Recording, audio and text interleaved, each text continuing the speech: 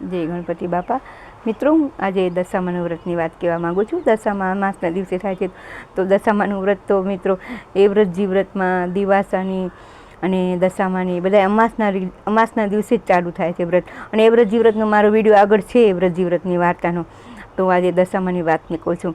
તો રાણી ને રાજા બાજુમાં જ મહેલ હતો, અને જ્યાં તળાવ હતું ત્યાં બધી સ્ત્રીઓ નાહવા આવી, એટલે દાસીને પૂછે છે રાણી કે આ શેનું વ્રત કરે છે, અહીંયા નાવા કેમ આવે? તો રાણીને દાસી બોલે છે કે રાણીબા, એ દશામાનું વ્રત કરે છે, એટલે આજથી 10 દિવસ સુધી વ્રત રહેશે અને તળાવે નાવા જશે, 10 સૂતરના 10 તાંતણાના ગાંઠ બાંધશે અને માં દશામાની વાર્તા કરશે અને ધૂમધામથી દશામાનું વ્રત ઉજવશે।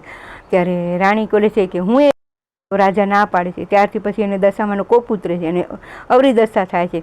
અવરી દશા થાય છે એટલે એમના રાજકુમાર હોય છે એ તળાવમાં ડૂબી જાય છે, અને એની બેનપણી બી ના પાડે છે અને એને હડતુગળ કરીને ધકેલી દે છે રાજા રાણીને। અને પછી એને બેનનું ઘર આવે છે, તો બેન રસ્તામાં સુખડી આપે છે, તો સુખડી બી કોલસો બની જાય છે।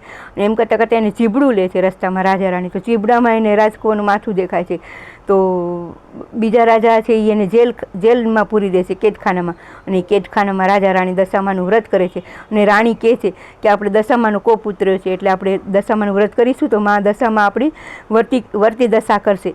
અને એ રાજા રાણી દશામાનું વ્રત કર્યું, અને રાજા રાણીના રાજમહેલ બે કુંવરો ડૂબી ગયા હતા, કુંવર પાછા મળ્યા, દશામાની કૃપા થઈ, અને માં દશામાં એને ફળ્યા। સૌને ફળજો મિત્રો। અને દશામાનું વ્રત 10 દિવસ સુધી કરવાનું હોય, અને 10મે દિવસે સોનાની અથવા ચાંદીની સાંઢળી મંદિરે અથવા બ્રાહ્મણને દક્ષિણામાં આપવાની, અને દાન પૂન કરવાનું, અને વ્રતનું ઉજવણું કરવું। મા દશામાં સૌની સહાય કરે, એના આશીર્વાદ સૌને ફળે, મા દશામાં રક્ષા કરે।